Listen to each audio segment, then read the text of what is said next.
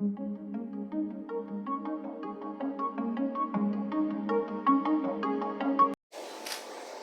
to the Belize Summit Investment Summit 2021, the land of the free.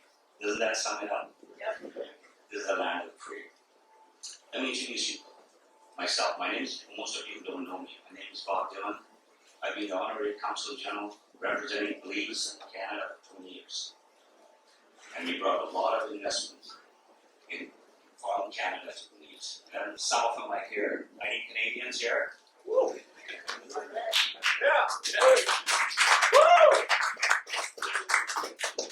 It's a great honor to have represented Belize all these years, and now I'm honored here with a special guest, Honorable Stephen Harper. Mr. Harper represented, he was the 22nd Prime Minister for nearly a decade. He's a seasoned statesman.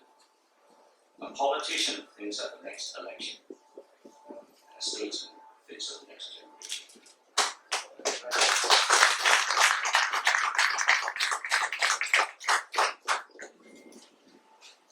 Canada is a great friend of Belize, Commonwealth English speaking, and we can do so much together. Some of you may have not visited Canada, but as you know, for 6 months of the year, we live in deep freeze. I'm excited about Mr. Harper being here. He's the first Prime Minister from Canada coming to Belize. For us and all the Canadian investors, Commonwealth countries, this is a big deal for us. I just want to say one thing about previous Prime Minister Harper before I introduce him. During 2009 financial crisis, the world fell apart. One country didn't. That was Canada. Because Mr. Harper navigated Canada through these crises and we went off without so much. I don't want to say much more. I'm very proud Belizean and a Canadian representing Belize in Canada. And I'm welcoming Mr. Harper.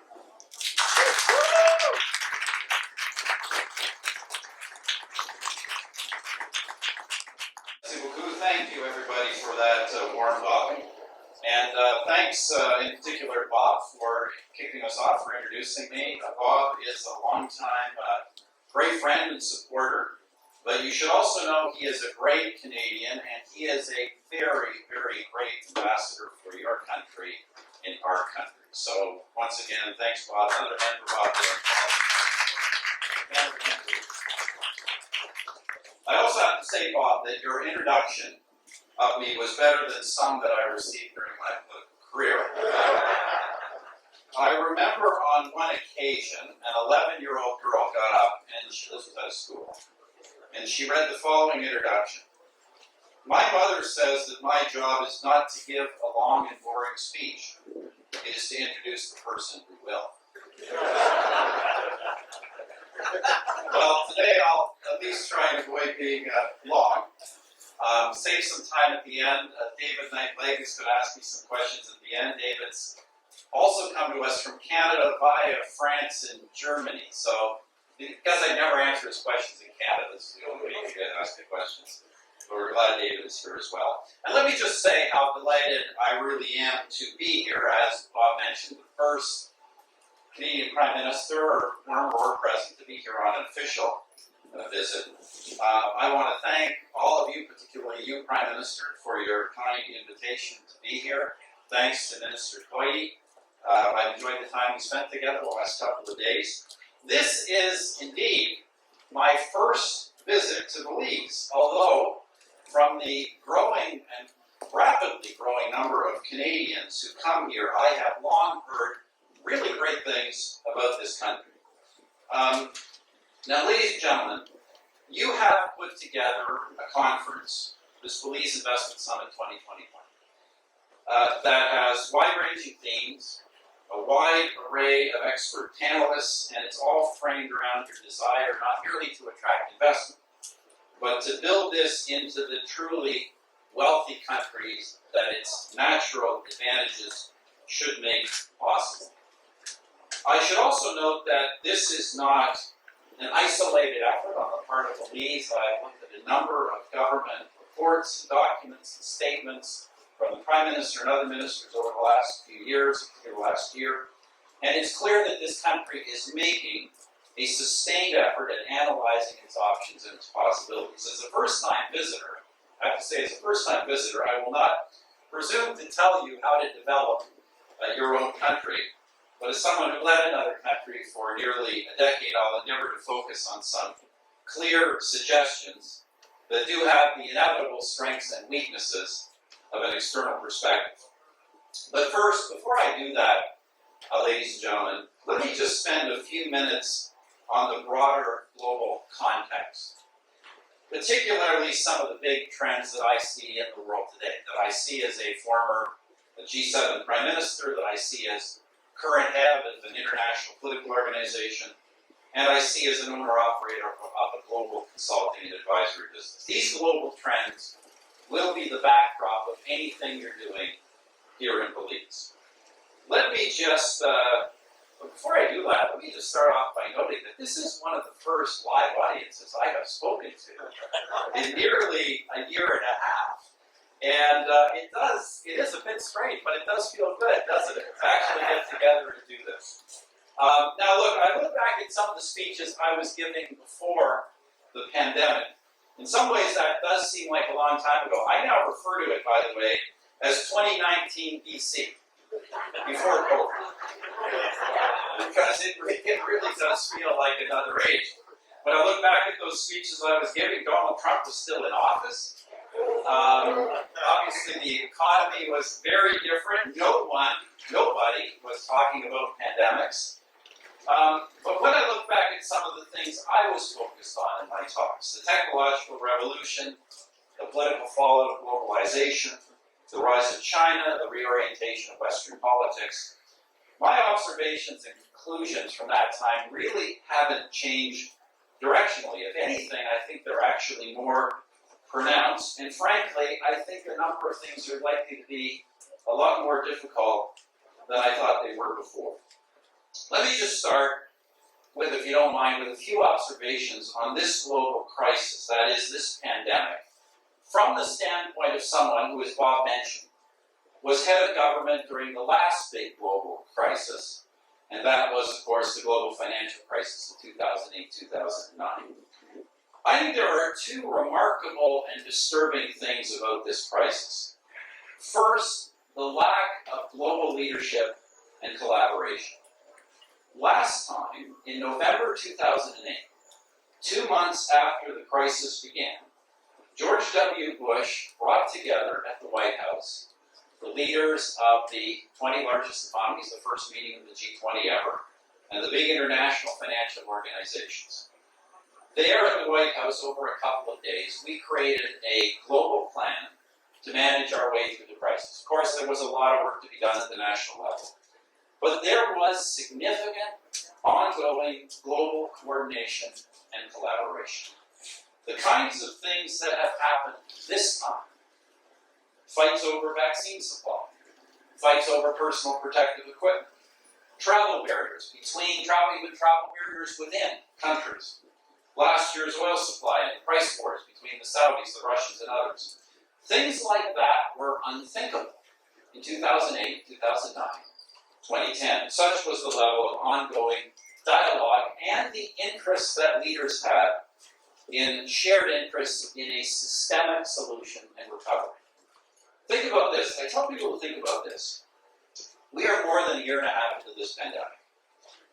And we do not have standardized protocols or regulations based on clear metrics around travel restrictions between countries. In fact, I'm not aware of any world leader even suggesting that we develop such a system of regulations and metrics. Why is that? Because, as I say, international collaboration has diminished considerably. And here's why. International bodies, when you see them up close, as I have, you come to understand that they are generally not capable of providing global leadership unless that is backed and propelled by the major powers.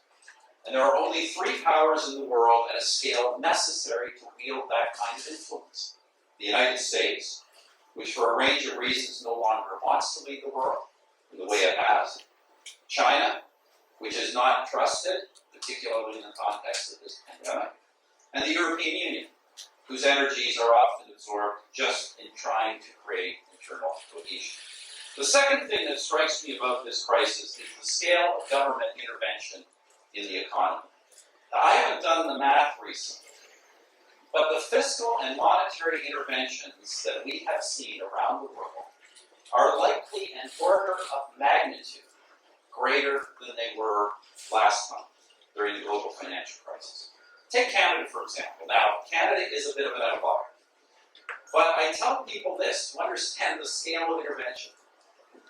If I told my finance minister in my last year of office, 2015, to eliminate all taxation, to present to Parliament a budget with zero revenue in 2015, if I had done that, the deficit would have been 1/3 lower than it was last year. 1/3 less. That's the scale of intervention. And we've gone even farther on the monetary side, frankly, in this, what I think is some pretty dubious territory. And so we're already seeing a return to inflation. But it's more than that. Unlike during the global financial crisis, leaders, particularly G20 leaders, this time seem largely unconcerned about how they will exit from these policies. In fact, many are saying that these are the policies on which they are going to govern on an ongoing basis. And I can tell you that if that is true, the consequence is going to be a rude awakening. Countries that do not have an exit plan from this, that do not have a realistic private sector-led growth plan, they are going to have real serious difficulties. There will be, in some of those countries, the real possibility of sovereign debt crisis. I can't predict where and when, but it is certain that those will occur, just as, by the way, extraordinary intervention on a much smaller scale caused many sovereign debt crises last time. As an aside, I want to congratulate the government here for being seized with this issue and for renegotiating its debt structure early and proactively. Congratulations.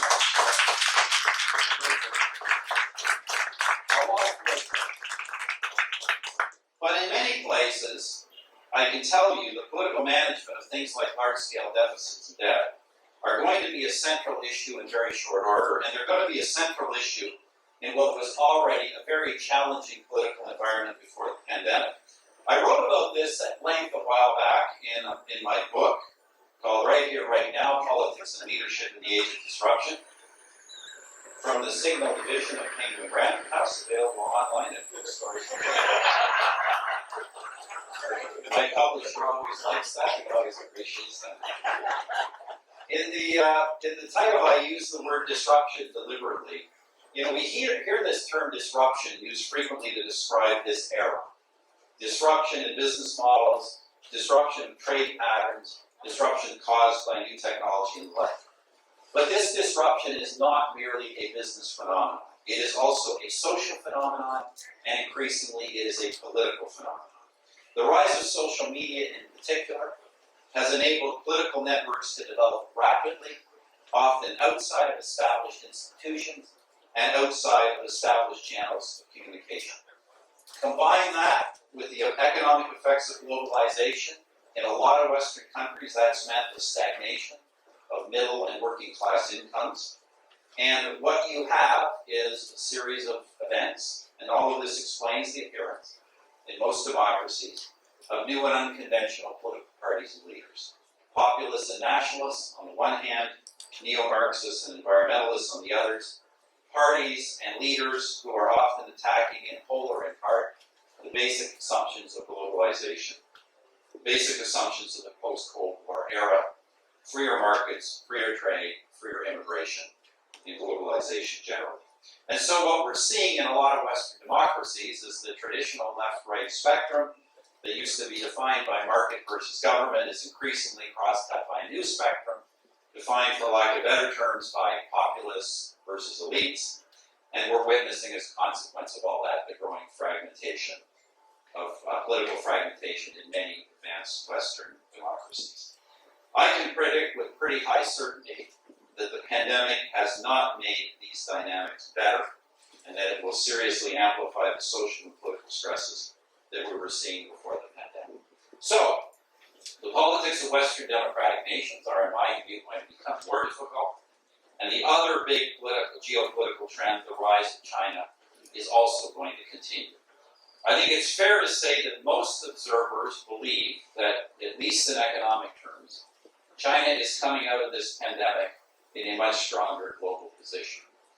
I also think that is true, but I also think it bears some careful watching. The critical element is Xi Jinping, who of course I know through my days as Prime Minister. Unlike his immediate predecessors, she has made the aspiration of China to world leadership explicit. And he is pursuing that strategy through a series of economic and other actions, the effect of which would be to create a global hub-and-spoke economy with China at its center. Those actions include the Belt and Road Initiative, the Asian Infrastructure Investment Bank, and a whole range of bilateral measures around the world. That is Xi's ambition for his nation, but his immediate achievement has been for himself, and that has been the scrapping of Deng Xiaoping's system of collective leadership and returning China to one-man rule for life. Now, ladies and gentlemen, one-man rule for life almost always ends in a combination of tyranny and/or stagnation.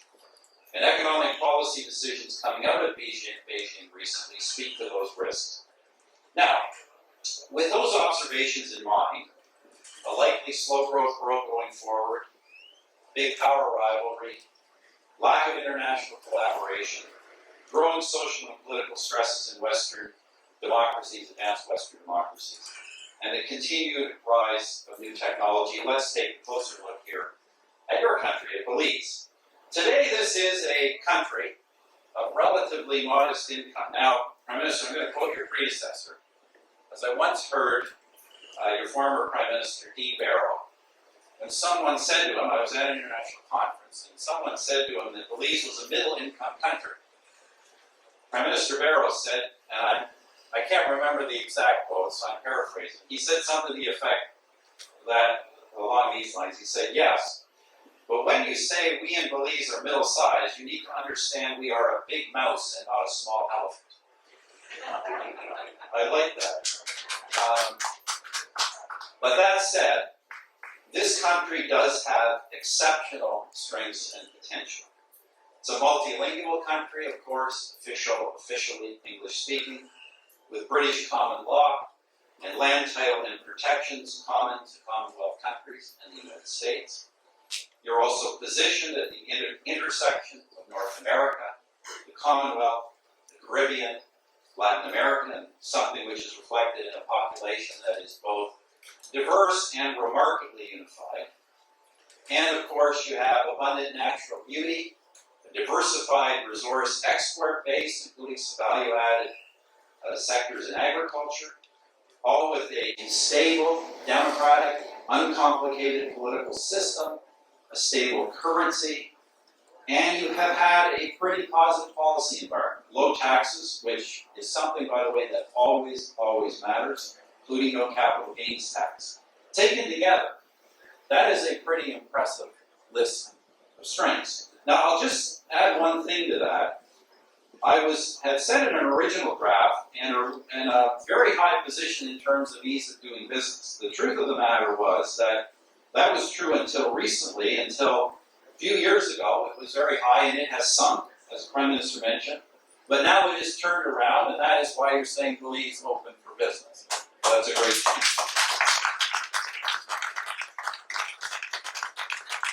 But as they say, taken together, this is a very impressive list of strengths. There are very, very few emerging economies that have that many natural advantages. And those have been reflected in an economy that, well, it has been, as we all know, very hard hit on the tourist side by COVID-19. Seems to be, according to the statistics I have read, bouncing back very, very strongly and rapidly. I also note that growth here in recent years has been particularly helped by the emergence of Belize as a major resort and retirement destination. In fact, with spectacular growth numbers and tourist figures, including from Canada, numbers which I'm sure you're all familiar with. But you have, in my opinion, been pursuing a relatively differentiated strategy in this regard. And that is to say, eschewing large-scale tourist development in favor of more boutique, higher-end opportunities. Now, whether that is by design or evolution, I think that's a wise strategy. For one thing, such development will help sustain the natural environment that drives people to come here in the first place. It is impressive, by the way, and I have to say this, it is impressive to see how seriously the plans for economic development in Belize take environmentalism and sustainability into account. And it's impressive to see the extensive environmental protections that already exist here, both for lands and for waters.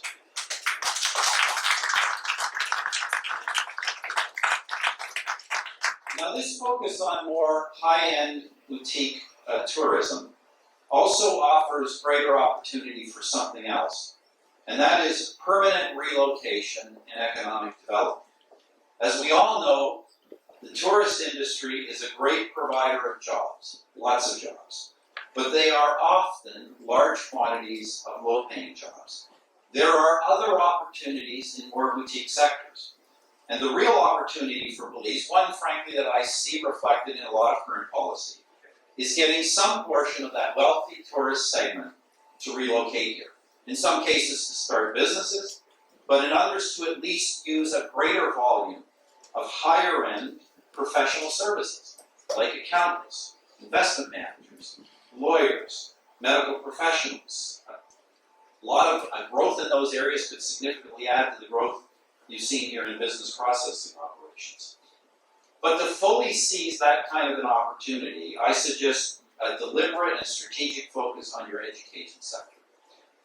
Attracting foreign expertise is important, but don't lose sight of Belize's successful model of integration and economic participation. Ensure that your own citizens have the opportunity to develop the skills that align with your economy, starting with expertise. Second, continue to aggressively embrace technology and to facilitate connectivity. I understand that Wi-Fi and cellular coverage have advanced tremendously in recent years, and that sectors here, such as banking, have more fully embraced fintech solutions for customers. Look for opportunities to enable technology across the board, including in the public sector, to smooth government interaction with, to smooth citizen interaction with government. Strive to be digital first in every way. Be the most connected, digitally forward country in the region. Now, I know some here have asked the question, because I've been asked it, whether Belize could someday be a Singapore or maybe a Dubai. I encourage you to be ambitious.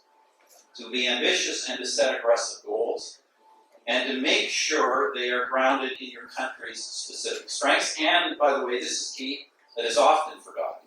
Have a tangible, granular, achievable plan to get there. To be a global trade and investment hub, to be frank, does, I think, require significant scale. Much, much bigger than Belize is today. And frankly, not a scale that I think for lifestyle or environmental reasons that you would really want. But Belize could certainly use its geographic and cultural position to be much more of a regional trading, investment, and distribution hub. Geopolitics, which once made this place very isolated in this region, now makes it that kind of a potential hub. But the legacy of that isolation is your relatively underdeveloped infrastructure. I'd be making major infrastructure development a national priority, but I would suggest that this not be done simply through large-scale government investment. That would create very high risks for increased indebtedness. Instead, the key will be to draw in major investors through public-private partnerships. But to do this properly is no small thing. Your leaders need to arm themselves with real expertise in creating and negotiating such arrangements. You need world-class advisors that you can trust, meaning that among other things, you must be sure they are not sitting on both sides of the table. I'd also say be very leery of those bringing debt gifts, particularly the Chinese government. That's probably not necessary to tell you here, since you've long maintained diplomatic relations with Taiwan. Another issue around becoming a significant regional hub may be the financial sector. Now, to be truthful, I've only started to kind of educate myself on this, but you may have to examine your banking and currency regulations and ask yourself whether they are akin to the kind of arrangements found in international financial sectors. Could this country become a regional financial hub? If it could, that would take economic development to a whole new level. Finally, let me just talk about energy, which I know is a serious challenge here, and let me just express a cautionary note. When it comes to energy availability, affordability, and security, focus on energy supplies that are reliable and cost competitive at significant scale. Those who lose sight of this, even in the most advanced Western countries, will do serious long-term damage to their economies. Besides, I think your government has discovered a bit of a secret sauce here in the Blue Bond Agreement. And Prime Minister, I congratulate you and your cabinet colleagues on that achievement. I think it is a masterstroke. Congratulations. Great.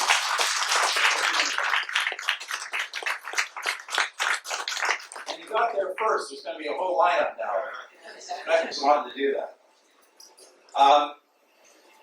With capital allocators and governments, seriously, with capital allocators and governments increasingly considering environmental, social, and governance outcomes, this Blue Bond Agreement is an important example of leveraging the strengths of Belize. And let me just add this with respect to ESG. Let me repeat a perspective that I recently articulated at a major investment conference in Saudi Arabia. When it comes to ESG, I view governance as the key factor.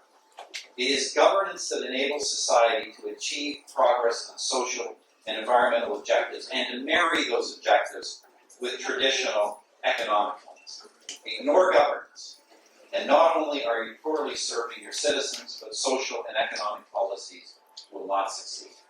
Now, ladies and gentlemen, let me just conclude with this. I've had a great welcome here, and yes, I am looking to getting out of the suit. I've had a great welcome here. And something I've heard, by the way, universally from those who come here, I have never had a bad story about Belize from a Canadian visitor that I have encountered. This is a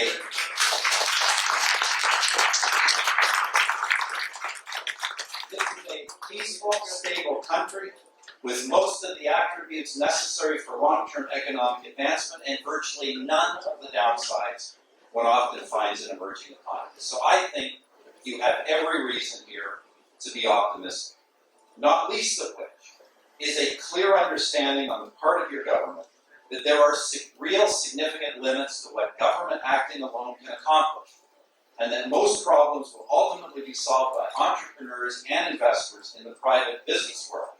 As, by the way, when you look at it, COVID-19 is ultimately being solved, not by lockdowns and social restrictions imposed by government, important as those have been, but by vaccines developed by private companies.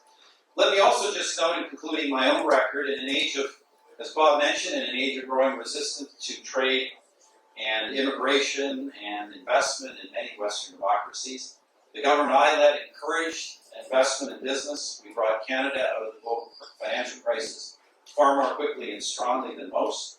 We expanded Canada's free trade network tenfold. We ran, in largest terms, the largest legal, economically focused immigration program in the world, and we left a balanced budget, the lowest federal tax rates in 50 years, and record investments in social programs and other areas, physical infrastructure. Now, of course, those things were not done overnight. We began in Canada with a strong country with exceptional assets and we pursued those policies through a strategy implemented over a decade across many policy areas. But that is all to say that we at Harper & Associates can be helpful to those who are trying to build success while navigating current trends. Once again, thanks to the government and to the people of Belize for your hospitality and for the opportunity to share these reflections today, and I look forward to David's questions. Merci beaucoup.